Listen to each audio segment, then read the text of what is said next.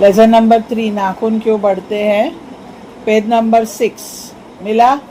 आचार्य हजारी प्रसाद द्विवेदी ने ये लेसन लिखा है और इसमें नाखून के बारे में हमको इन्फॉर्मेशन दी है। ठीक है, चलो। बच्चे कभी कभी चक्कर में डाल देने वाले प्रश्न कर बैठते हैं।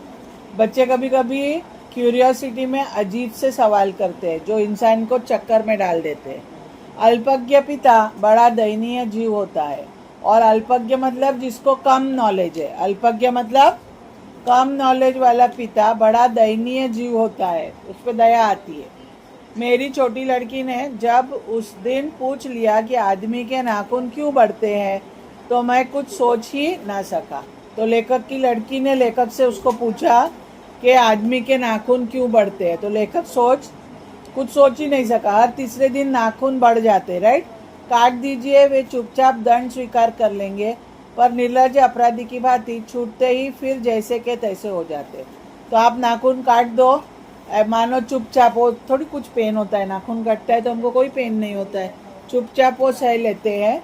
लेकिन फिर निर्लज मतलब जिसको शर्म नहीं है, ऐसे अपराधी की तरह, भांति मतलब तरह, छूटते ही फिर से क्या हो जाते हैं, जैसे के तैसे मतलब बढ़ने लगते हैं। बुक में देखो उमर एक्सप्लेनेशन हो रहा है। आखिर ये इतने बेहया क्यों होते, बेहया मतलब जिसको शर्म नहीं होती है उसको बेहया बोलते हैं। सो निर्लज और बेहया सेम मीनिंग। कुछ लाख ही वर्षों की बात है, जब मनुष्य जंगली था, वन मानुष था। तो कुछ लाख साल पहले साइंस का ऐसा मानना है कि मनुष्य जंगल में जंगली की तरह रहता था। वन मानुष, वन मतलब जंगल, मानुष मतलब इंसान। उसे नाखून की ज़रूरत थी, तब उसे नाखून की बहुत ज़रूरत थी।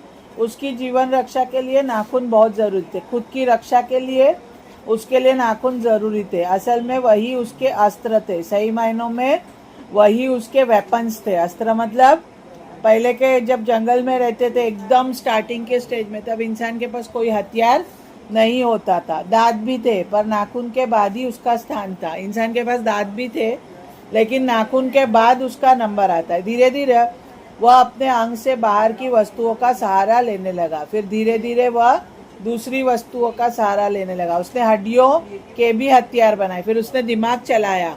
और जो एनिमल्स मर जाते हैं या इंसान मर जाता है, उसकी जो हड्डियां होती है उसको काट के तराश के उसने हड्डियों के क्या बनाए, हथियार।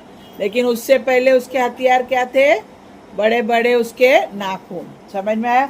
इतिहास आगे बढ़ा, फिर इतिहास क्या हुआ, आगे बढ़ा। कभी कभी मैं हैरान होकर सोचता हूँ कि मनुष्य आज अपने बच्चों को नाखून न काटने पर डांटता है।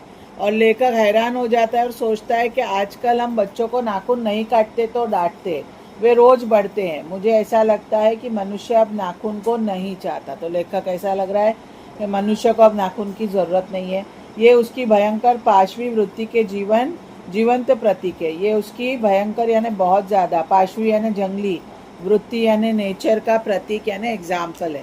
मनुष्य की पशुता, मनुष्य के अंदर जो पशुता यानी हैवानियत होती है, को जितनी बार भी काट दो वह मरना नहीं जानती है। वापस से नाखून बड़े हो जाते हैं ना, कितना भी तुम उसको काटो वो वापस से क्या हो जाते हैं, बड़े होते हैं। अगर आदमी अपने शरीर की, मन की और वाक की अनायास घटने वाली वृत्तियों के विषय में विचार करे तो उसे अपनी वास्तविक प्रवृत्ति पहचानने में बहुत सहायता मिलेगी। तो अगर आदमी यानी इंसान अपने शरीर का, मन का और वाक यानी बोली का और उससे होने वाली जो वृत्तियां हैं, वृत्तियों मतलब उसका जो नेचर है, अगर उसके बारे में विचार करे तो उसको अपनी जो वास्तविक यानी एक्चुअल नेचर है, एक्चुअल प्रवृत्ति है, वो पहचानने में क्या होगा, सहायता यानी मदद मिलेगी। मनुष्य की नख बढ़ा लेने की जो सहजात वृत्ति है वह उसके पशुत्व का प्रमाण है। मनुष्य जो नाखून बढ़ाता है यह उसकी नेचुरल टेंडेंसी है, वृत्ति है, और ये उसके पशुत्व यानी एनिमल होने का प्रमाण यानी एक प्रूफ है। उन्हें काटने की जो प्रवृत्ति है वह उसकी मनुष्यता की निशानी है, और नाखून जो वो काटता है वो इंसानियत की निशानी है। समझ में आया। मतलब बढ़ाता है वो किसकी निशानी है, पशुता की। पशुता मतलब एनिमल, राइट। और जो काटता है वो किसकी निशानी है, मनुष्यता यानी इंसानी।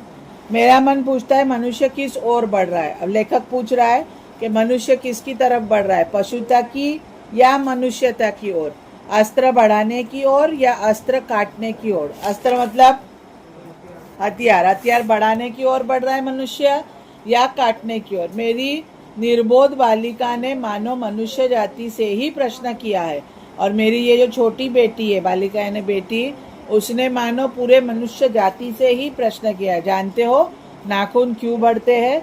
यह हमारी पशुता का अवशेष है। जानते हो नाखून क्यों बढ़ते हैं? हमारे अंदर जो पशुता यानी हैवानियत है, जो इंसानियत नहीं है, उसका ये अवशेष यानी प्रूफ है।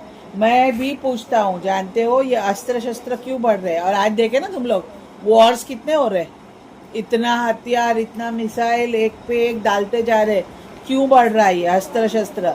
ये हमारी पशुता की निशानी है। जानवर भी ऐसा कर रहे, जो देखे ना वॉर का, देखे ना तुम लोग, एक एक देख के हैरान हो जाते, इतना ये लोग बम डाल रहे, इतनी मिसाइल्स डाल रहे, कहाँ से? तो हम क्या हो रहे?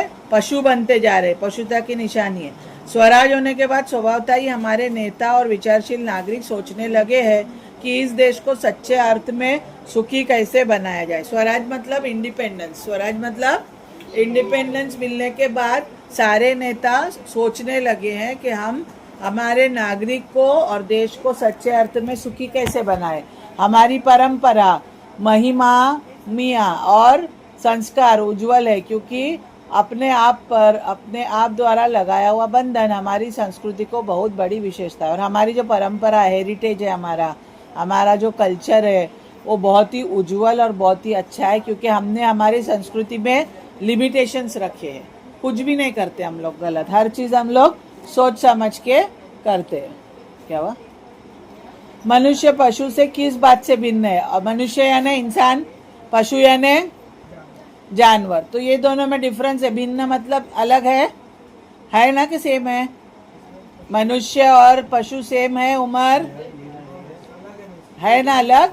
हाँ, उसमें संयम है, दूसरे के सुख दुख के प्रति संवेदना है, श्रद्धा है, तप है, त्याग है। मनुष्य के अंदर संयम होता है, पेशेंस होता है, दूसरे के सुख दुख को वो फील करता है। संवेदना मतलब इमोशन होते हैं उसके अंदर। श्रद्धा होती है ईश्वर पे, जानवर लोग में श्रद्धा होती है नहीं। तप होता है, त्याग होता है। इसीलिए मनुष्य झगड़े टंटे को अपना आदर्श नहीं बनाता है। झगड़ा टंटा मतलब लड़ाई, आदर्श बनाता है नहीं। गुस्से में आकर चढ़ दौड़ने वाले अविवेकी को बुरा समझता है।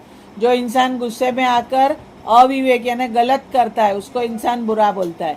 वचन, मन एवं शरीर से किए गए असत्य आचरण को गलत मानता है। और आप अगर किसी को वचन देके वचन नहीं पूरा कर रहे हो, मन से आप गलत हो, तो ये सारी चीज़ों को हम गलत मानते हैं। यही डिफरेंस है इंसान में और जानवर में ये सारी चीज़ें नहीं होती, उनमें इंटेलिजेंस भी नहीं होता है। ठीक है, ऐसा कोई दिन आ सकता है जब मनुष्य के नाखूनों का बढ़ना बंद हो जाएगा। तो लेखक पूछ रहा है कि ऐसा कोई दिन आएगा क्या जब मनुष्य के नाखून का बढ़ना बंद हो जाएगा? प्राणी शास्त्रियों का ऐसा अनुमान है कि मनुष्य का अनावश्यक अंग उसी प्रकार झड़ जाएगा जिस प्रकार उसकी पूंछ झड़ गई है। और प्राणी शास्त्रीय यानी साइंटिस्ट लोगों का ऐसा अनुमान यानी अंदाजा है कि ये एक अनावश्यक अंग है, इसकी कोई ज़रूरत अब नहीं रही है, तो ये आगे जाके झड़ सकता है। जैसे ये साइंस जो है ये मानते थे कि इंसान पहले बंदर था, बंदर जैसा था, और फिर वो क्या हुआ, इरेक्ट खड़ा हुआ, और फिर उसके पीछे जो पूंछ थी वो क्या हो गई, झड़ गई, क्योंकि वो उसके कुछ काम की नहीं थी। वैसा आगे जाके इसके नाखून भी क्या हो जाएंगे, झड़ जाएंगे। समझ में आया? तो ये साइंस का मानना है। उस दिन मनुष्य की पशुता भी लुप्त हो जाएगी, और उस दिन हमारे अंदर जो पशुता है, जानवरपना है, वो भी क्या हो जाएगा, लुप्त यानी खत्म हो जाएगा। शायद उस दिन वह मरणास्त्रों का प्रयोग भी बंद कर देगा, और उस दिन वो हो सकता है ये जो बमबारी है, अस्त्र शस्त्र है, मरणास्त्र है, इनका उपयोग बंद कर देगा। नाखून का बढ़ना मनुष्य के भीतर की पशुता की निशानी है, और उसे नहीं बढ़ने देना मनुष्य की अपनी इच्छा, अपना आदर्श है। तो नाखून का बढ़ना मनुष्य के अंदर की पशुता की निशानी है, और उसे नहीं बढ़ने देना मनुष्य की अपनी इच्छा और आदर्श है।